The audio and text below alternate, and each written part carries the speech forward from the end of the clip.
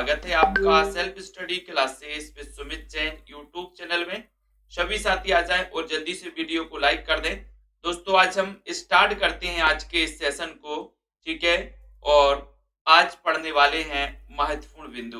कौन कौन से महत्वपूर्ण बिंदु हैं इसके बारे में जानने वाले हैं। गाय के नमक का दरोगा। कल अपन ने एक दोस्तों पाठ पढ़ा, एक कहानी के बारे में पढ़ा, है ना। उस कहानी में दोस्तों नमक का दरोगा में अपन ने देखा कि इसके जो मुख्य पात्र हैं, ठीक है, कौन माने जाते हैं? बंसीधर माने जाते हैं। मुख्य पात्र कौन माने जाते हैं? बंसीधर माने जाते हैं। इनके बारे में अपन ने देखा, ठीक है। अब इसके आगे अपन को पढ़ना है कि इसके जो मुख्य तथ्य था वो क्या था, ठीक है। तो यहाँ पर देखें कि पाठ में आए हुए महत्वपूर्ण मुहावरे और लोकोक्तियां। तो यहाँ पर देखें पो 12 होना, एक यहाँ पर पंक्ति आई थी पो 12 होना, ठीक है। ये पो 12 होना मतलब इसका क्या हो जाएगा? मौज होना। अपन को ये मुहावरे भी याद रख लेना।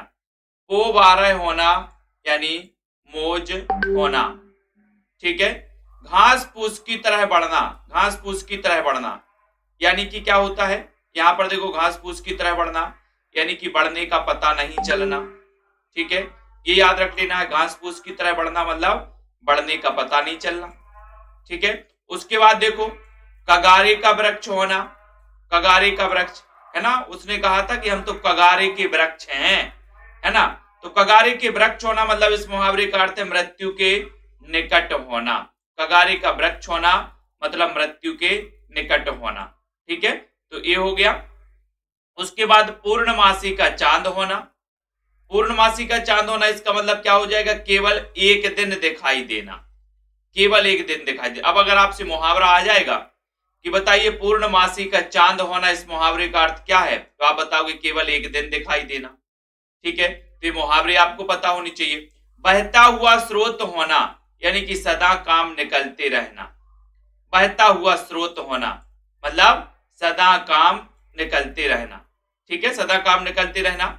उसके बाद कौड़ियों में ईमान, कौड़ियों में दोस्तों, कौड़ियों में ईमान बेचना, कौड़ियों में ईमान बेचना मतलब तुच्छ लाभ के लिए भ्रष्ट हो जाना।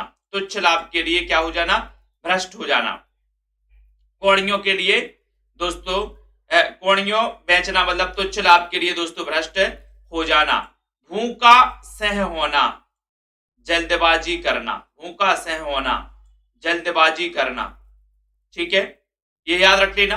कातर दृष्टि से देखना, कातर दृष्टि से देखना, कातर मतलब भयभीत होकर देखना। कातर दृष्टि से देखना मतलब भयभीत होना, ठीक है, भयभीत होकर देखना, है ना। दीवार, दीवार यहां पर आता है दीवार दोस्तों, दीवार और छत में भेद ना होना। दीवार और छत में भेद ना होना इसका अर्थ क्या है? देख रहे, जब दोस्तों आलोपी दीन को हथकड़ी डाल के ले जा रहे थे तो इतनी पब्लिक थी कि दीवार और छत में कोई भेद ना रह गया। तो वहां पर एक मुहावरा है कि दीवार और छत में भेद ना होना यानी कि बहुत अधिक भीड़ होना, बहुत अधिक भीड़ होना, ठीक है, ये याद रख लेना, बहुत अधिक भीड़ होना, है ना। उसके बाद यहां पर आते हैं लल्लो चप्पो की बातें करना। ये आया था ना, लल्लो चप्पो की बातें करना यानी खुशामद करना, लल्लो चप्पो की बातें करना। जब दोस्तों आलोपी दीन बंसीधर के पिता बंसीधर के घर आए तो बंसीधर के जो पिता थे वो लल्लो चप्पो की बातें करने लगे। मतलब क्या करना? खुशामद करना। लल्लो चप्पो की बातें करना मतलब खुशामद करना, ठीक है। ठकुर सुहाती बातें, ठकुर सुहाती बातें करना मतलब झूठी प्रशंसा करना। तो ये इसमें कुछ मुहावरे और लोकोक्तियां थी, इनको आपको दोस्तों याद करना है। पूर्णमासी का चांद होना, केवल एक दिन दिखाई देना। पो 12 होना, मौज होना। घास फूस की तरह बढ़ना, है ना, यानी कि दोस्तों बढ़ने का पता नहीं चलना। ये हो गया, ठीक है। तो इतने मुहावरे अपन को पता हो गए। उसके बाद यहां पर देखते कि नमक का दरोगा कहानी का नायक कौन है। नायक अगर पूछा जाए एग्जाम में कि नमक का दरोगा कहानी का नायक कौन है तो पंडित बंसीधर है। कौन है? पंडित बंसीधर, ठीक है। नमक का दरोगा कहानी आदर्श उन्मुख यथार्थवादी कहानी है। और आदर्श उन्मुख यथार्थवाद में अपन ने देखा था कि जिसमें आदर्श और यथार्थ का समन्वय हो वो कहलाती आदर्श उन्मुख यथार्थवादी कहानी, ठीक है। तो तो नमक का दरोगा कहानी कैसी कहानी है? आदर्श उन्मुख यथार्थवादी कहानी है दोस्तों, ठीक है। नमक का दरोगा कहानी प्रथम बार 1914 में प्रकाशित हुई, 1914 में प्रकाशित हुई। बाद में मानसरोवर भाग 8 में इस कहानी का दोस्तों संकलन कर लिया गया। तो ये भी आपको पता होना चाहिए कि जो नमक का दरोगा है वो किस संकलन में, मानसरोवर के कौन से भाग में संकलित है? तो भाग 8 में, नमक का दरोगा भाग 8 याद रखते रहे, नमक का दरोगा, ठीक है। मानसरोवर भाग 8 का प्रकाशन फिर 1950 में हुआ दोस्तों, 1950 में अपन ने पढ़े भी थे। फिर देखो पंडित बंशीधर की नमक के दरोगा पर पद पर नौकरी लगती है और दोस्तों ईमानदारी का परिचय देते हुए अवैध नमक ले जाते पंडित आलोपीदीन को गिरफ्तार कर लेते हैं, है ना। पंडित आलोपीदीन अपने धन के बल पर न्यायालय से छूट जाते हैं दोस्तों, अपन ने पढ़ाई है। भाई बंशीधर की ईमानदारी से बहुत ही प्रभावित होते हैं, है ना। और पंडित बंशीधर को अपनी जायदाद का स्थायी मैनेजर नियुक्त कर देते हैं। किसको?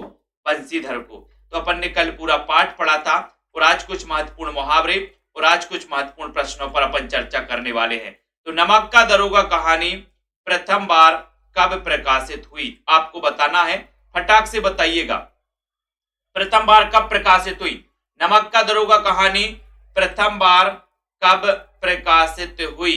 चयन करो जल्दी से, ऐसे भी चयन करो, बताओ फटाक से कब प्रकाशित हुई? 1914 में, 15 में, 1916 में या फिर 1917 में?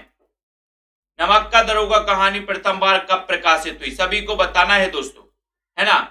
और आज और आप लोगों के सभी के लिए ट्रायल है, डेमो क्लास है, जिनको भी देखना है सभी के लिए मैंने लिंक भी दी है ना।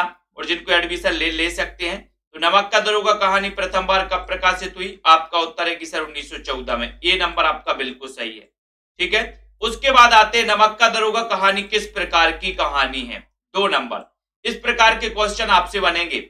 नमक का दरोगा कहानी किस प्रकार की कहानी है? यथार्थवादी है, आदर्श उन्मुख यथार्थवादी है, सिद्धांतवादी है या फिर ऐतिहासिक है? कैसी है? नमक का दरोगा कहानी किस प्रकार की कहानी है आपको बताना है। 2 नंबर का क्वेश्चन है, चयन करो।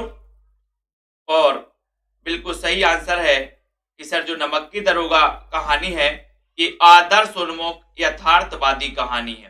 बी नंबर आपका बिल्कुल सही है, ठीक है।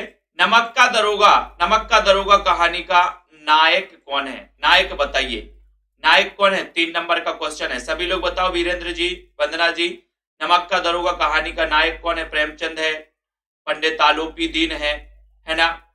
हाँ, केबीएस की फीस अलग है, केबीएस की फीस अलग है। नमक का दरोगा कहानी का नायक कौन है? प्रेमचंद, पंडित आलोपीदीन है, बंशीधर के पिता हैं या पंडित बंशीधर हैं। तो नमक का दरोगा कहानी का नायक कौन है?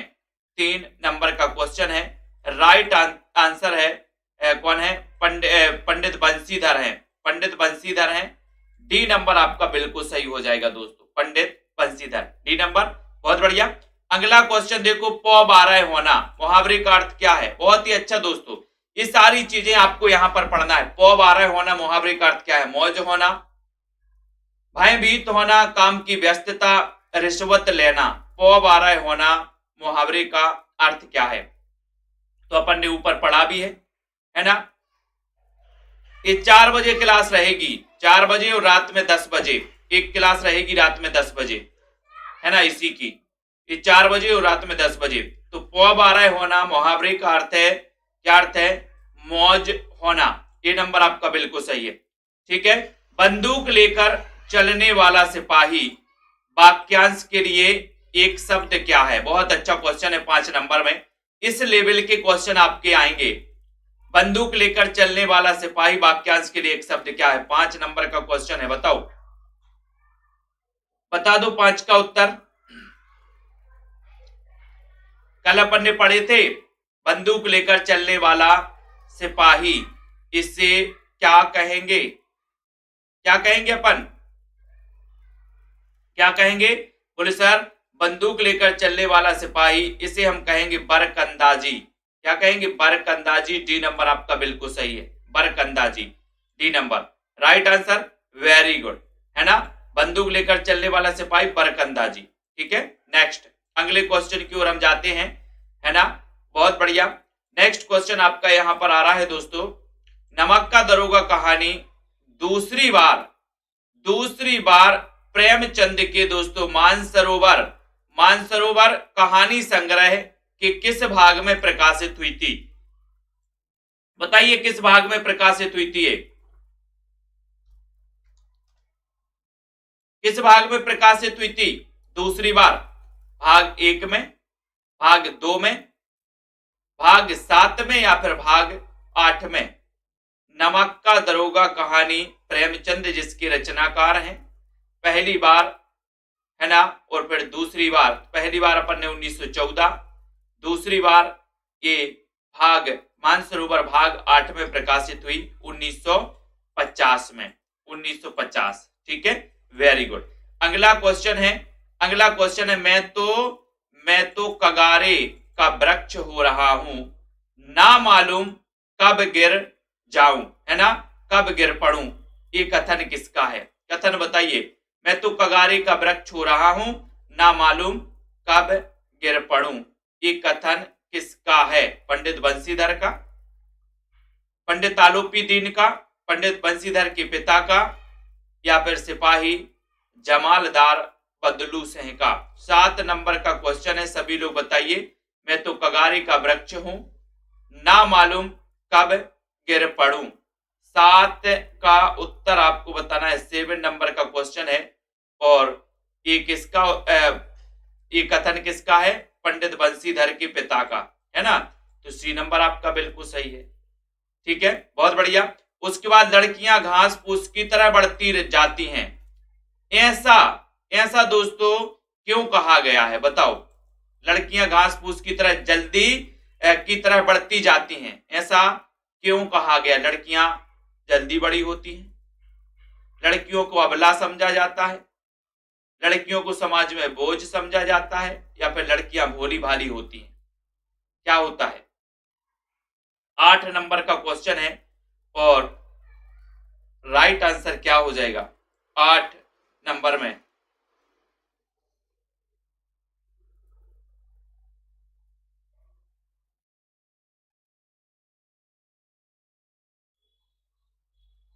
राइट आंसर क्या हो जाएगा?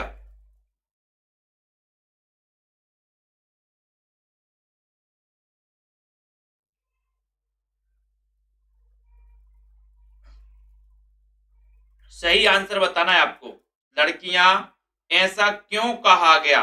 क्यों कहा गया? ये क्यों कहा गया पाठ में कि लड़कियां घास फूस की तरह बढ़ती जाती हैं, ऐसा क्यों कहा गया?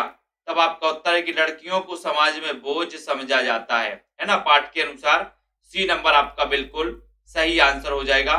ठीक है, अगले क्वेश्चन की ओर हम बढ़ेंगे दोस्तों। अगला क्वेश्चन है, पंडित बंशीधर के पिता ने मासिक वेतन को पूर्णिमा का चांद क्यों कहा? पंडित बंशीधर के पिता ने मासिक वेतन को पूर्णिमा का चांद क्यों कहा? बताओ क्यों कहा? चयन करना है आपको।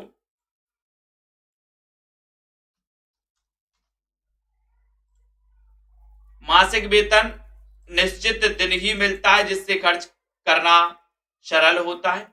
मासिक वेतन एक साथ एक ही दिन मिलता है और जल्दी ही खर्च हो जाता है। मासिक वेतन दैनिक वेतन से दुगना मिलता है, या मासिक वेतन से कम मिलता है, दैनिक वेतन से कम मिलता है। क्यों कहा इन्होंने? पूर्णिमा का चांद यानी कि 9 नंबर का क्वेश्चन है। तो पंडित बंशीधर के पिता ने मासिक वेतन को पूर्णिमा का चांद क्यों कहा? तो उत्तर हो जाएगा कि सर मासिक वेतन एक साथ एक ही दिन मिलता है और जल्दी खर्च हो जाता है ना। तो आपका उत्तर होता है क्या? B number. एक दिन एक ही साथ मिलता है और जल्दी खर्च हो जाता है। तो आपका जो बा नंबर है, बा नंबर आपका बिल्कुल सही है, बी नंबर। ठीक है, बहुत बढ़िया। नेक्स्ट क्वेश्चन है, पंडित बंशीधर ने के पिता ने नौकरी के ओहदे की तरफ ध्यान ना देने के लिए क्यों कहा? नौकरी के ओहदे की तरफ बताओ।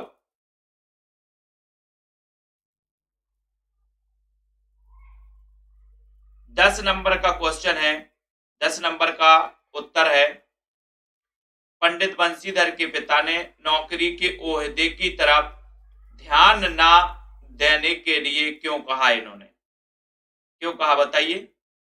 क्योंकि ओहदे से ज्यादा महत्वपूर्ण क्या होता है? वेतन होता है, वेतन, है ना। तो आपका जो यहाँ पर राइट आंसर है, 1 नंबर सही है। ओहदे से ज्यादा महत्वपूर्ण वेतन होता है, इसलिए इन्होंने कहा 1 नंबर आपका राइट आंसर हो जाएगा। ठीक है, याद रख लेना।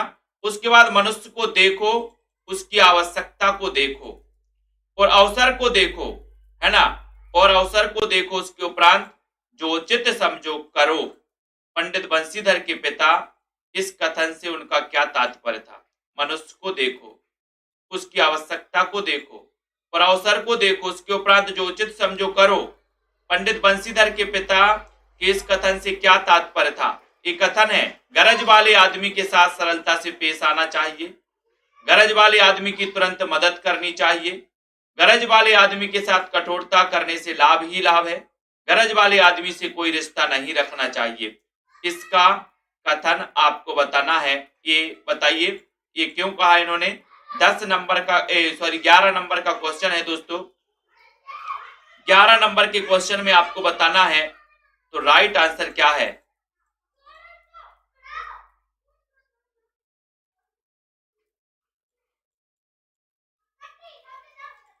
मनुष्य को देखो, उसकी आवश्यकता को देखो और अवसर को देखो, उसके उपरांत उचित समझो करो।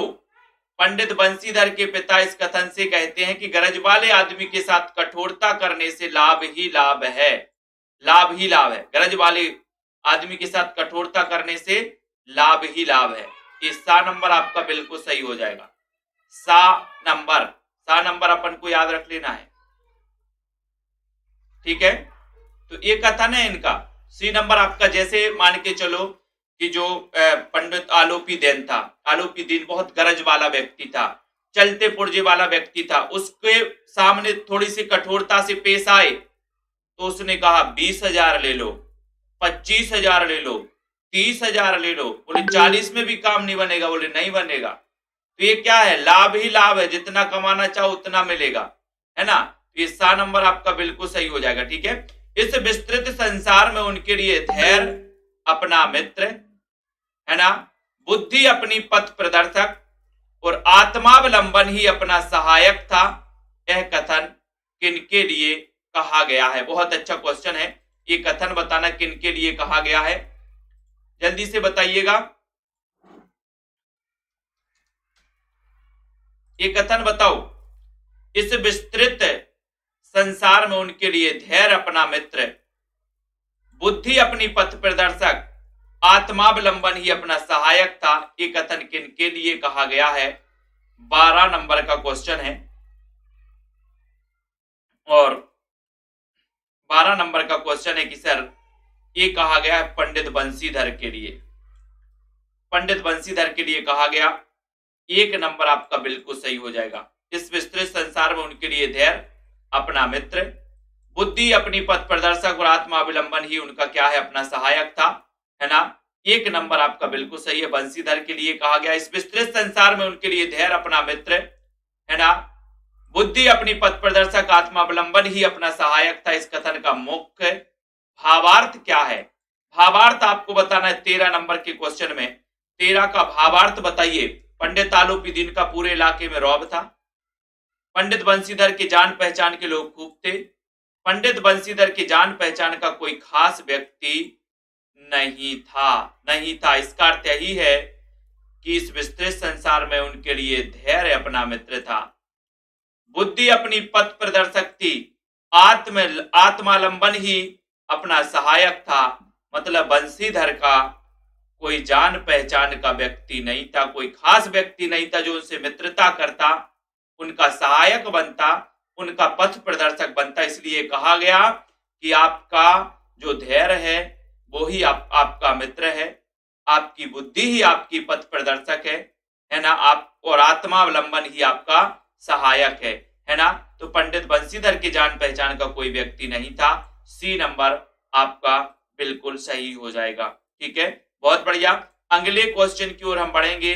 तो यहां पर आते हैं दोस्तों, यहां पर देखते हैं फूले ना समाना, फूले ना समाना मुहावरे का क्या अर्थ है? फूले ना समाना मुहावरे का क्या अर्थ है? दुखी हो जाना, बहुत डर जाना, बहुत खुश होना, या फिर उदास हो जाना।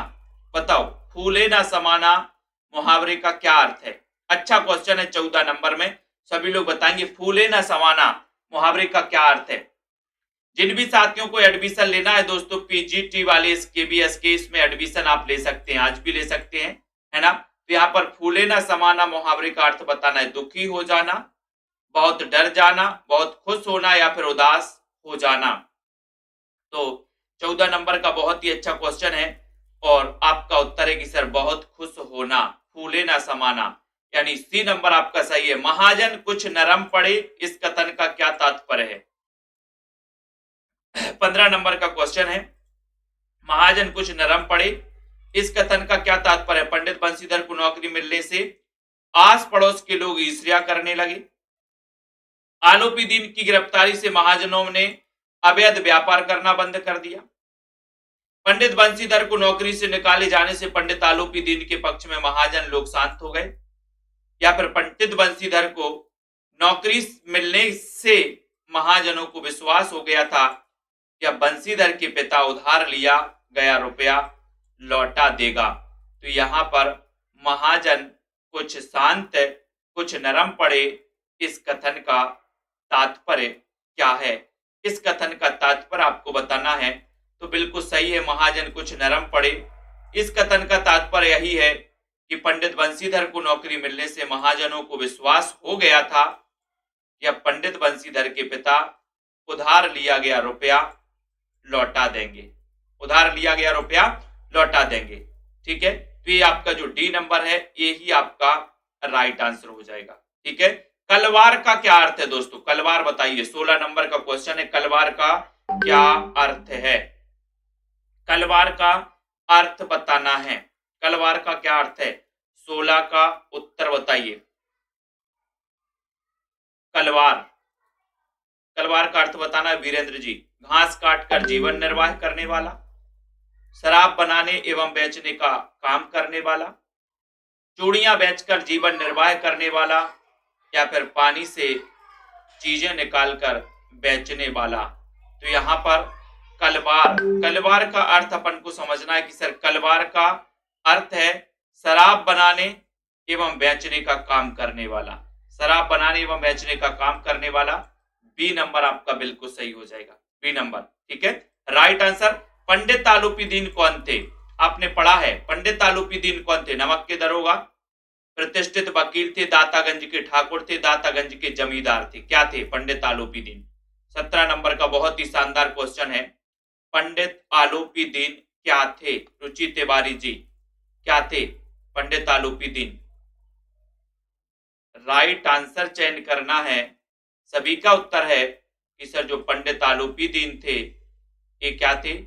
ये दातागंज के जमींदार थे। क्या थे? दातागंज के जमींदार, यानी डी नंबर आपका बिल्कुल सही है।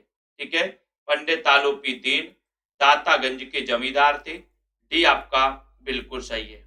राइट, बहुत बढ़िया।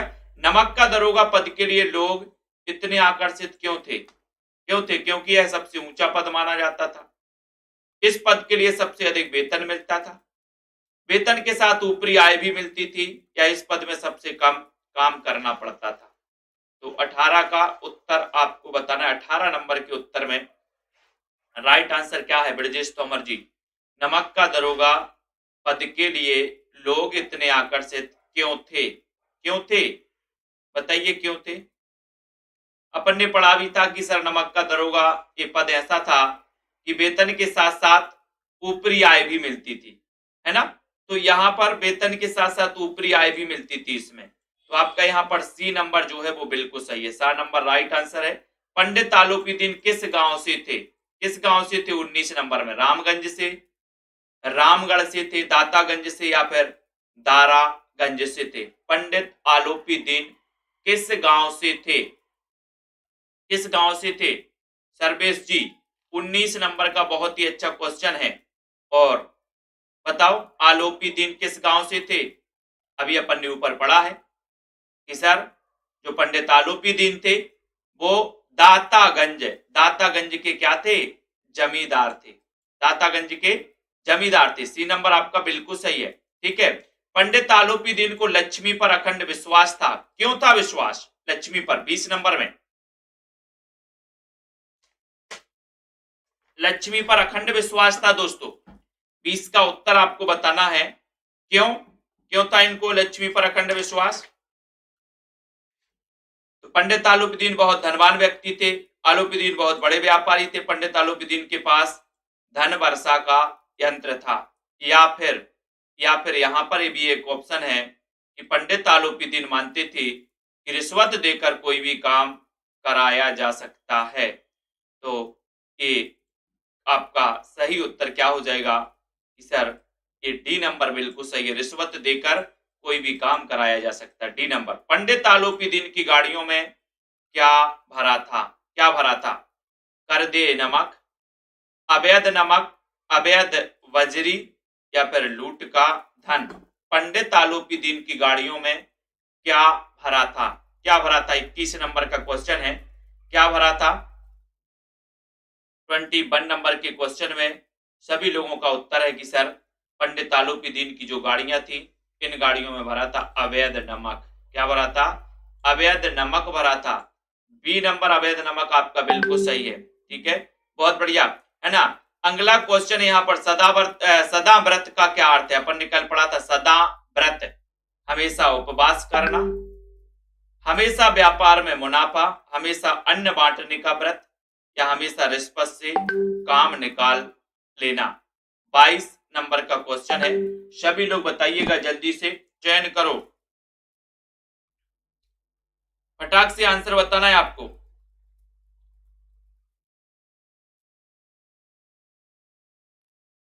सदा व्रत का क्या अर्थ है? सदा व्रत का अर्थ बताना है।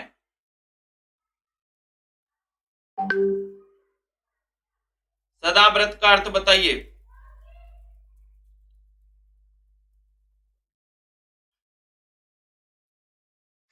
और आपका बिल्कुल शानदार आंसर है 22 नंबर के क्वेश्चन में कि सर सदा व्रत का जो अर्थ है वो है हमेशा व्यापार में क्या करना?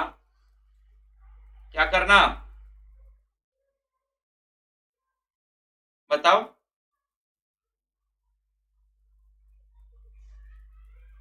हमेशा अन्न बांटने का व्रत, सदा व्रत। ठीक है, तो आपका यहाँ पर ईसा नंबर बिल्कुल सही है। सदा व्रत, हमेशा अन्न बांटने का व्रत। ठीक है, सी नंबर आपका बिल्कुल सही हो जाएगा। सी नंबर, व्यापार में नहीं, हमेशा अन्न बांटने का व्रत, सदा व्रत। ठीक है, हमारी सरकार तो आप ही हैं, हमारा और आपका तो घर घर दोस्तों का मामला है, हम कभी आपसे बाहर हो सकते हैं। यह कथन किसने किसको कहे थे? 23 नंबर में बताओ किसने किसको कहा था ये कथन? पंडित आलोपीदीन ने कहा था, पंडित बंशीधर ने कहा था, किसने कहा था? किसने किससे कहा था? तो आपने पता ही है कि बंशीधर किससे कह रहे थे? आलोपीदीन से कह रहे थे। पंडित बंशीधर आलोपीदीन बंशीधर से इन्होंने कहा था, है ना, कि हमारा तो घर का रिश्ता है। 1 नंबर आपका बिल्कुल सही हो जाएगा। ठीक है, यह हो नहीं सकता कि इधर से जाएं और इस घाट के देवता को भेंट न चढ़ावें। इस कथन में भेंट से क्या तात्पर्य? भेंट से क्या तात्पर्य है? पुष्प की माला, नमक, मिठाई या फिर रिश्वत? बताइए जल्दी से। यह हो नहीं सकता कि इधर से जाएं और इस घाट के देवता को भेंट न चढ़ावें। इस कथन में भेंट से क्या तात्पर्य है? 24 नंबर का क्वेश्चन है। 24 नंबर में आपको बता है कि सर इसमें भेंट से तात्पर्य इस कथन में क्या है? रिश्वत। रिश्वत यानी कि सी नंबर आपका बिल्कुल सही हो जाएगा। ठीक है, यह हो नहीं सकता कि इधर से जाएं और इस घाट के देवता को भेंट न चढ़ावें, ये कथन है किसका?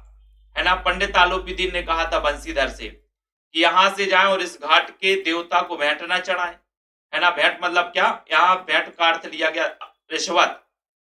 है ना, और ये कथन किसका था? पंडित आलोपी दीन का था। बी नंबर आपका बिल्कुल सही है, पंडित आलोपी दीन। हम उन नमक हरामों में नहीं हैं जो कौड़ियों में अपना ईमान बेचते फिरते हैं, ये कथन किसका है? तो ईमानदारी की बात कौन कर रहे थे? बंसीधर। तो हम उन नमक हरामों में नहीं है जो कौड़ियों में अपना ईमान बेचते फिरते हैं, 26 नंबर का क्वेश्चन है। और ये कथन किसका है दोस्तों? बंसीधर का। बंसीधर ने कहा था कि हम उन व्यक्तियों में नहीं। एक बार आपने कहानी पढ़ ली ना, बहुत सारे प्रश्न, जिन जिन ने भी कहानी पढ़ी है, कौन कौन ने पढ़ी कहानी, उनको पूरे क्वेश्चन समझ में आ रहे होंगे कि, है ना, कहानी पढ़ने से ये सारे क्वेश्चन आपसे बनने लगेंगे। पंडित आलोपी दीन जिस सहारे को चट्टान समझ रहा था, वह पैरों के नीचे से खिसकता हुआ मालूम हुआ। यहां किस सहारे की बात हो रही दोस्तों? अपने व्यापार की प्रतिष्ठा के सहारे की, या फिर 27 नंबर का क्वेश्चन है, या फिर कुछ और, या फिर अपने रौब के सहारे की, या फिर धन के सहारे की? तो आप सभी को पता है कि सर वो बात कर रहा है काय की? धन के सहारे की। सा नंबर आपका बिल्कुल सही हो जाएगा। ठीक है, 1000 नहीं 1,00,000 भी मुझे सच्चे मार्ग से दोस्तों नहीं हटा सकता। 1000 नहीं 1,00,000 भी मुझे सच्चे मार्ग से नहीं हटा सकता। ठीक है, तो किसने कहा था? ये कहा था दोस्तों किसने? बंसीधर ने। ये कथन बंसीधर का था। 1,00,000 नहीं 1000 नहीं 1,00,000 भी हमारे इस मार्ग से, सच्चे मार्ग से नहीं हटा सकता। जमादार बदलू से भी याद रख लेना। दरोगा जी को मन ही मन में गालियां क्यों दे रहा था? 29 नंबर। दरोगा बदलू से था, ये जमादार बदलू से दरोगा जी को मन ही मन में क्यों गालियां दे रहा था? 29 नंबर का क्वेश्चन है। और सभी का आंसर है कि सर वो दे रहा था क्योंकि दरोगा जी आलोपी दीन को गिरफ्तार करवा रहे थे। ये बी नंबर, क्योंकि दरोगा जी आलोपी दीन को, ठीक है, गिरफ्तार करवा रहे थे। यहां पर आपका जो बी नंबर है, बी नंबर आपका बिल्कुल सही है। पंडित आलोपी दीन ने सबसे पहले दरोगा जी को कितने रुपए रिश्वत में देने के लिए पेश किए? सबसे पहले कितने पेश किए थे इन्होंने? 30 नंबर का क्वेश्चन है और 30 का उत्तर है कितने? 1000। पंडित आलोपी दीन ने सबसे पहले दरोगा जी को कितने रुपए पेश करे? 1000 रुपए। ठीक है, तो ये नंबर आपका 1000 बिल्कुल सही है। नेक्स्ट, अंतिम रूप से आलोपी दीन ने कितने रुपए तक की रिश्वत पेश की? अंतिम रूप से, तो अंतिम रूप से आपका राइट आंसर है, इन्होंने कहा था कि अंतिम रूप से 40,000। कितने? 40,000। अंतिम रूप से आलोपी दीन ने कितने रुपए? 40,000। तो आपका उत्तर डी नंबर बिल्कुल सही है। धर्म अलौकिक वीरता के साथ इस बहुसंख्यक सेना के सामने अकेला पर्वत की भांति अटल अविचलित खड़ा था। रेखांकित पद का अर्थ क्या है? यहां पर आपको बताना, बहुसंख्यक सेना, इसका अर्थ क्या है? रिश्वत का धन, असंख्य गाड़ीवान वकीलों का समूह, आलोपी दीन के परिवार वाले। 32 नंबर का क्वेश्चन है, तो आपको पता है बहुसंख्यक सेना यहां पर रेखांकित दोस्तों, इसका अर्थ है, रेखांकित पद का अर्थ है रिश्वत का धन। बहुसंख्यक सेना मतलब रिश्वत का धन, इसके सामने ये अकेला पर्वत की भांति अटल, है ना, अविचलित खड़ा था।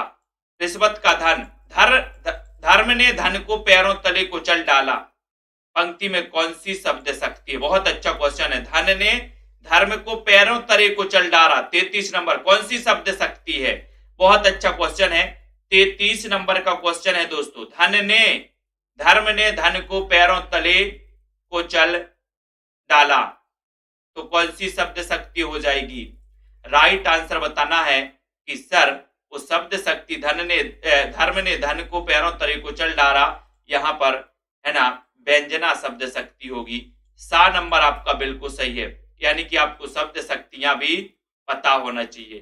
ठीक है, आपका उत्तर है सा नंबर। धर्म ने धन को पैरों तले कुचल डाला। ठीक है, तो आपका 33 नंबर का जो उत्तर है वो उत्तर हो जाएगा सा, यानी व्यंजना शब्द शक्ति। कातर दृष्टि से देखना मुहावरे का क्या अर्थ है? 34 में कातर दृष्टि से देखना, कातर, कातर मतलब 34 नंबर का क्वेश्चन है और आपका उत्तर है, अपन पहले भी पढ़ चुके हैं, भयभीत होना। कातर दृष्टि से देखना मतलब भयभीत होना, मुहावरे में पढ़ा है अपन ने।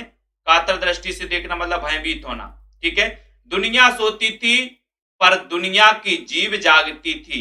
इस पंक्ति में आपको बताना है, दुनिया सोती थी पर दुनिया की जीव जागती थी, जीव जागती थी। इस पंक्ति में बताना है कि इस पंक्ति का अर्थ क्या है। अर्थ बताओ। सब लोग पंडित बंशीधर को, पंडित आलूपीदीन को गिरफ्तार करने के कारण गालियां दे रहे थे। पंडित आलूपीदीन रात में गिरफ्तार हुए ही थे कि यह खबर फैल गई। सब बातें कर रहे थे कि पंडित आलूपीदीन ने रिश्वत क्यों दी, है ना, या फिर बंशीधर की ईमानदारी से सब लोग प्रशंसा कर रहे थे। क्या है इसका सही उत्तर आपको बताना है, बताइए जल्दी से, चयन करना है दोस्तों। 35 नंबर का क्वेश्चन है। 35 में सभी लोगों ने उत्तर लगाया है कि सर पंडित आलूपीदीन रात में गिरफ्तार हुए ही थे कि यह खबर फैल गई। यानी कि आपका जो जीव क्या कर रही थी? जाग रही थी, मतलब ये बोलने बताने की जो प्रथा थी वो चल रही थी, लोगों को लोग बता रहे थे इस प्रकार से। तो पंडित आलूपीदीन रात में गिरफ्तार हुए ही थे कि यह खबर फैल गई। ठीक है, भीड़ के मारे छत और दीवार में कोई भेद न रहा। भीड़ के मारे छत और दीवार में कोई भेद न रहा। नमक का दरोगा कहानी के आधार पर बताइए कि इतनी भीड़ होने का कारण क्या था। कारण क्या था ये बताना है। पंडित बंशीधर को नौकरी से निकाल दिया था। पंडित आलूपीदीन मुकदमा जीतने की खुशी में सबको रुपए बांट रहे थे। पंडित आलूपीदीन को पहली बार किसी ने गिरफ्तार किया, या फिर नमक का दरोगा के पद के लिए बम्पर वैकेंसी निकली है। तो यहां पर 36 नंबर के उत्तर में ये बिल्कुल सही है, पंडित आलूपीदीन को पहली बार किसी ने गिरफ्तार किया, है ना। भीड़ के मारे छत, तो इतनी भीड़ होने का कारण यही था कि पंडित आलूपीदीन को पहली बार किसी ने गिरफ्तार किया, ये था, है ना। पंडित आलूपीदीन इस अगाध बन के सह थे, पंक्ति में कौन सी शब्द शक्ति? बहुत अच्छा क्वेश्चन है। पंडित आलूपीदीन इस अगाध बन के क्या थे? सह थे, सह, यानी कि 37 नंबर का क्वेश्चन है और 37 नंबर के क्वेश्चन में आपका उत्तर क्या हो जाएगा बताओ? कौन सी शब्द शक्ति है? पंडित आलूपीदीन इस अगाध बन के सह थे, इसमें शब्द शक्ति बताना है। और बताइए जल्दी से, आप लोगों ने शब्द शक्तियां पढ़ी हैं, है ना। पीजीटी का पेपर दे रहे हैं तो लेवल भी पीजीटी का ही होगा। उत्तर हो जाएगा सर लक्षणा शब्द शक्ति। बी नंबर आपका बिल्कुल सही है। लोग पंडित आलूपीदीन की गिरफ्तारी पर विस्मित क्यों थे? गिरफ्तारी पर विस्मित क्यों थे बताओ? 38 में 38 का उत्तर है विस्मित क्यों थे। तो यहां पर विस्मित इसलिए थे कि पंडित आलूपीदीन कानून के पंजे में आए कैसे, सी नंबर, इसलिए सभी लोग क्या थे? विस्मित थे, है ना। बहुत बढ़िया। नेक्स्ट है बहुत अधिक बोलने वाला। वाक्यांश के लिए एक शब्द क्या होगा? बहुत अधिक बोलने वाला, 39 नंबर का, है ना। बताइए जल्दी से, बहुत अधिक बोलने वाला, इसके लिए एक शब्द क्या बोलोगे आप? बहुत अधिक बोलने वाला, इसके लिए बताना है। राइट आंसर 39 नंबर का क्वेश्चन है और 39 नंबर के क्वेश्चन में सर बाचाल, बहुत अधिक बोलने वाला बाचाल, है ना। तजवीज का क्या अर्थ है? 40 में तजवीज का क्या अर्थ है? तो तजवीज का अर्थ है दोस्तों क्या? निर्णय। तजवीज का अर्थ क्या है? निर्णय। तजवीज निर्णय याद कर लेना। उसके बाद आता है वह बड़े भारी आदमी है। न्यायाधीश ने यह कथन किसके बारे में कहा था? किसके बारे में कहा था? तो 41 में आपको बताइए कि सर एक बहुत बड़े भारी आदमी कौन थे? आलूपीदीन थे, तो आलूपीदीन के बारे में कहा था। ठीक है, बी नंबर आपका बिल्कुल सही है। न्याय के मैदान में किसकी विजय हुई? 42 नंबर में धर्म की, विश्वास की, या फिर सच्चाई की? 42 का उत्तर है, राइट आंसर है न्याय के मैदान में किसकी विजय हुई? 42 का उत्तर है। 42 में बताइए किसकी विजय हुई? धर्म की हुई क्या? न्याय के मैदान में किसकी विजय हुई? विश्वास की, सच्चाई की? न्याय के मैदान में तो आपका यहाँ पर राइट आंसर है कि सर न्याय के मैदान में तो धन की विजय हुई। किसकी? धन की। यानी कि जो आपका एक नंबर है 42 का, धन की विजय हुई। न्याय के मैदान में गए तो धन की विजय, यानी कि आपका जो ए नंबर है बिल्कुल सही है। पंडित बंशीधर को नौकरी से क्यों निकाल दिया गया? 43 नंबर का क्वेश्चन है। 43 का राइट आंसर है, सभी का उत्तर है कि पंडित आलोपीदीन को गिरफ्तार करने के कारण बंशीधर को नौकरी से निकाल दिया गया। ठीक है, बहुत बढ़िया। उसके बाद आते हैं कि घर में चाहे अंधेरा हो मस्जिद में दीपक अवश्य जलाएंगे, ये कथन किसका है? 44 नंबर का क्वेश्चन है दोस्तों। राइट आंसर है क्या? राइट आंसर है बंशीधर के पिता। इन्होंने कहा कि घर में चाहे अंधेरा हो मस्जिद में दीपक अवश्य जलाएंगे। ठीक है, ठकुर सुहाती बातें करना 45 में। ठकुर सुहाती बातें करना, इस मुहावरे का अर्थ क्या है? 45 नंबर का क्वेश्चन है। सभी लोग बताओ, फिर 5 बजे अपनी दोस्तों वो वाली क्लास स्टार्ट होना है ना? तो ठकुर सुहाती करना मुहावरे का अर्थ क्या है? राइट आंसर है झूठी प्रशंसा करना। झूठी प्रशंसा करना, एक नंबर आपका बिल्कुल सही है। तो यहां पर आकर के जो नमक का दरोगा पाठ है, इस पाठ को अपन ने कंप्लीट कर लिया। इस पाठ से संबंधित अभ्यास भी अपन ने कर लिया है ना, और इसके सारे मुहावरे, लोकोक्तियां, महत्वपूर्ण चीजें, सब कुछ अपन ने इसको जान लिया, नमक का दरोगा है ना। अब आपने नमक का दरोगा पाठ पढ़ा है दोस्तों, आप लोगों को कैसा लगा? एक पाठ अपन ने कंप्लीट किया है, और जिनको अभी एडमिशन लेना है वो एडमिशन ले सकते हैं। ठीक है, जो भी साथी हैं संपर्क कर सकते हैं हमसे, और अपने जिन भी साथियों को लेना है। अब दोस्तों है ना, ये लिंक मिलेगी केवल उन्हीं लोगों को जिन्होंने पेड क्लास ली है। ठीक है, ये डेमो क्लासें हो गई सभी साथियों के लिए। 5 बजे फिर अपन मिलते हैं दोस्तों सभी साथी।